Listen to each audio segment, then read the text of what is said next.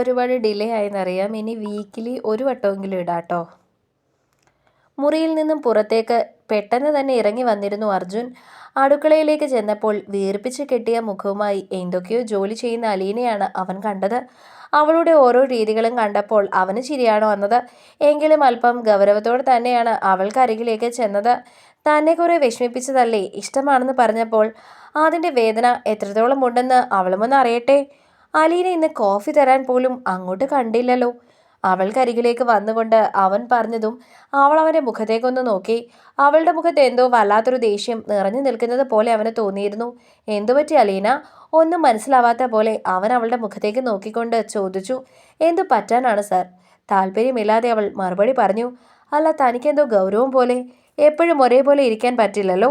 അവൾ മറുപടി പറഞ്ഞു. ഞാൻ കൊണ്ടുവന്ന് തന്നില്ലെങ്കിലും സാറിന് ചായ കിട്ടിയില്ലേ? അവൾ ചോദിച്ചപ്പോൾ തെന്നലാണ് തനിക്ക് ചായ തന്നത് എന്ന് അവൾക്കൊട്ടും ഇഷ്ടപ്പെട്ടിട്ടില്ലെന്ന് അവന് മനസ്സിലായിരുന്നു. അവൻ പെട്ടെന്ന് ഹാളിലെ മുറിയിലേക്ക് നോക്കിയപ്പോൾ തെന്നൽ അവിടെയുണ്ട്. ഞാൻ പറഞ്ഞതിപ്പോൾ എങ്ങനെയുണ്ട് എന്ന രീതിയിൽ അവൾ അവൻ്റെ മുഖത്തേക്ക് നോക്കുന്നുമുണ്ട്. ഒരു പുഞ്ചിരി വിരിഞ്ഞു അർജുന്. എങ്കിലും താൻ കൊണ്ടുതരുമ്പോൾ അതൊരു പ്രത്യേക സന്തോഷമല്ലേ? അതുകൊണ്ടാണ് ഞാൻ തിരക്കിയത്. അവനത് പറഞ്ഞതും അവളുടെ മുഖമൊന്ന് വിടർന്നതുപോലെ അവന് തോന്നിയിരുന്നു. ഞാൻ ചായ കൊണ്ടുവന്ന് തരാൻ തുടങ്ങിയതാ. ചേച്ചി കൊണ്ടു കൊടുത്തോളാമെന്ന് പറഞ്ഞതാ. ആ പ്രവൃത്തി ഒട്ടും ഇഷ്ടമാവാത്തതുപോലെ അവൾ പറയുന്നുണ്ട്. സാരമില്ല, അവൾ നമ്മുടെ ഗസ്റ്റ് അല്ലേ, അപ്പോൾ നമ്മളായിട്ട് വിഷമിപ്പിക്കാൻ പാടില്ലല്ലോ. ഞാൻ തന്നെ കാണാത്തത് കൊണ്ട് തിരക്കിയെന്നേ ഉള്ളൂ. എങ്കിൽ പിന്നെ തൻ്റെ പണി നടക്കട്ടെ, കോളേജിൽ പോകേണ്ടതല്ലേ? അവൻ അതും പറഞ്ഞ് പുറത്തേക്ക് ഇറങ്ങിയപ്പോൾ അവൾക്ക് വല്ലാത്തൊരാശ്വാസം പോലെ. വരണ്ട വേനലിൽ മഴ ലഭിക്കുന്നത് പോലെയുള്ളൊരാശ്വാസം. അവൾ ജോലിയെല്ലാം ഒതുക്കി ഹാളിലേക്ക് വരുന്നത് കണ്ടതും തെന്നൽ അവൻ്റെ റൂമിലേക്ക് ചെന്നു. അവനപ്പോൾ ഷർട്ട് തേച്ചുകൊണ്ടിരിക്കുകയായിരുന്നു. അർജു, നീ അതിങ്ങ് തന്നേ. അവൻ ചെയ്തുകൊണ്ടിരുന്ന ജോലിയിൽ അവൻ്റെ കയ്യിൽ പിടിച്ച് വലിച്ചുകൊണ്ട് അവൾ പറഞ്ഞു. എന്താടി, നിനക്കെന്താ വട്ടായോ? അവൻ ചോദിച്ചു. എടാ, നിനക്ക് കിടലൊരു പ്രേമത്തിനുള്ള വകുപ്പിന് വേണ്ടിയാണ്. മര്യാദയ്ക്ക് ഇങ്ങോട്ട് തന്നിട്ട് നീ മാറി നിൽക്ക്. തെന്നൽ പറഞ്ഞപ്പോൾ അവൻ പിന്നെ വേറൊന്നും പറയാൻ നിന്നില്ല. അവൻ ഉടനെ തന്നെ അവളുടെ കൈകളിലേക്ക് തേപ്പ് പെട്ടി കൊടുത്തു. അവൾ അവനെ തള്ളി ബാത്റൂമിലേക്ക് കയറ്റി വിടുകയും ചെയ്തിരുന്നു. പിന്നെ തേക്കാൻ തുടങ്ങി. പെട്ടെന്നാണ് വാതിൽക്കൽ അലീനയുടെ മുഖം അവൾ കണ്ടത്. എന്താ അലീന? അവൾ പെട്ടെന്ന് ചോദിച്ചു. അല്ല, ഞാൻ പോവാ. അത് സാറിനോട് പറയാൻ വേണ്ടി വന്നതാ. അവൾ പറഞ്ഞു. അവൻ കുളിക്കുക, ഞാൻ പറഞ്ഞേക്കാം, പോരെ? അവളുടെ മുഖത്തേക്ക് നോക്കിക്കൊണ്ട് ചോദിച്ചു. ആ മതി. അവൾ മറുപടി പറഞ്ഞപ്പോൾ ആ മുഖം പെട്ടെന്ന് മ്ലാനമായതും അവൾ തേച്ചുകൊണ്ടിരുന്ന ഷർട്ടിലേക്ക് നോട്ടം പാറിയതുമൊക്കെ വ്യക്തമായി തന്നെ തെന്നൽ കാണുന്നുണ്ടായിരുന്നു. സാധാരണ സാർ തന്നെയാണ് സാറിൻ്റെ വസ്ത്രങ്ങളൊക്കെ തേക്കുകയും മറ്റും ചെയ്യുന്നത്. ഒരിക്കൽ താൻ തേച്ചു കൊടുക്കാമെന്ന് പറഞ്ഞപ്പോഴും വേണ്ട, അതൊക്കെ ഞാൻ തന്നെ ചെയ്തോളാം എന്നാണ് ആള് പറഞ്ഞത്. ഇപ്പോഴിതാ അത് തെന്നൽ ചെയ്തുകൊണ്ടിരിക്കുന്നു. ഒരിക്കൽ താൻ ചെയ്തു കൊടുത്തിരുന്നപ്പോൾ വേണ്ട എന്ന് പറഞ്ഞ ആളാണ്. ഒരു ഭാര്യയുടെ അധികാരം പോലെ അവൾ കൂടുതലായി അവനോട് അടുക്കുന്നതെന്തോ അലീനയ്ക്ക് ഇഷ്ടപ്പെടുന്നുണ്ടായിരുന്നില്ല.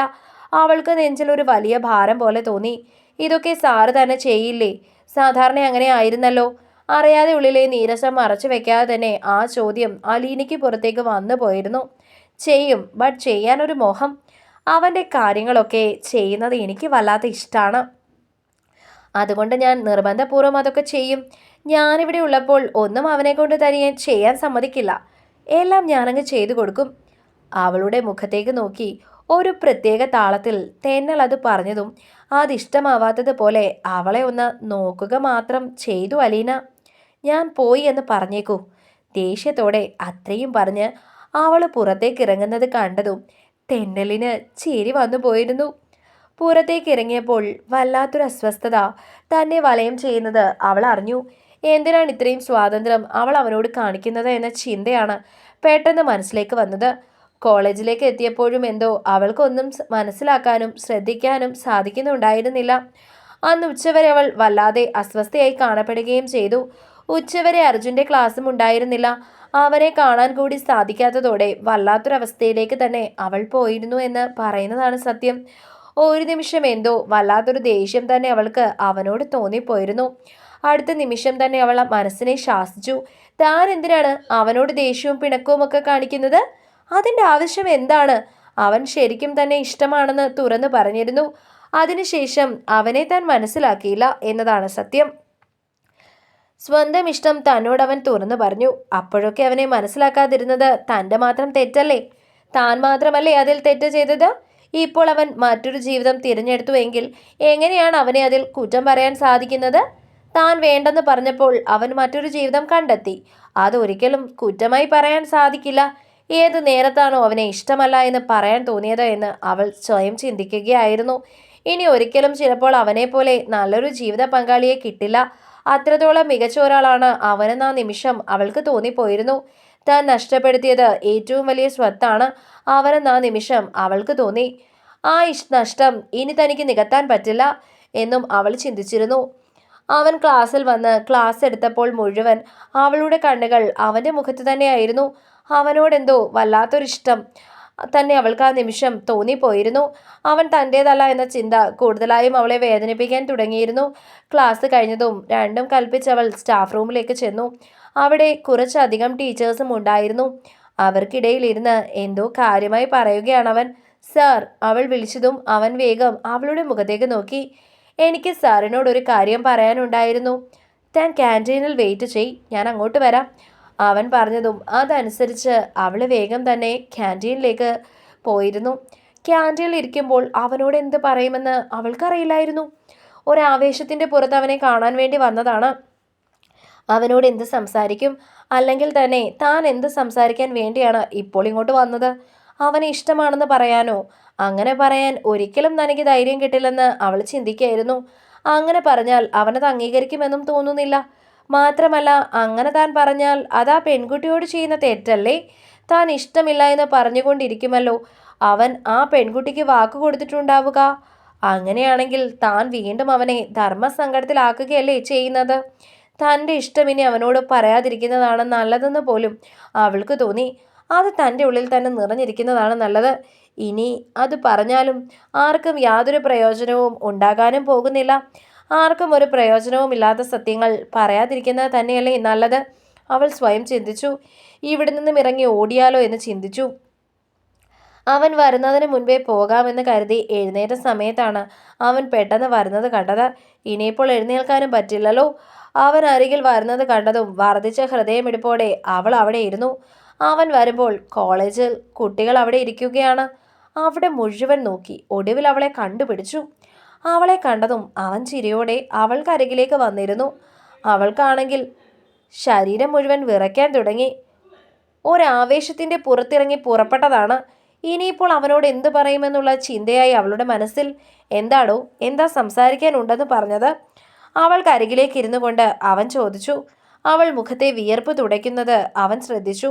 അവളുടെ കണ്ണുകളിലേക്ക് തന്നെയായിരുന്നു അവൻ്റെ നോട്ടം എത്തിയത്. എന്താടോ പറ, അവൻ പറഞ്ഞു.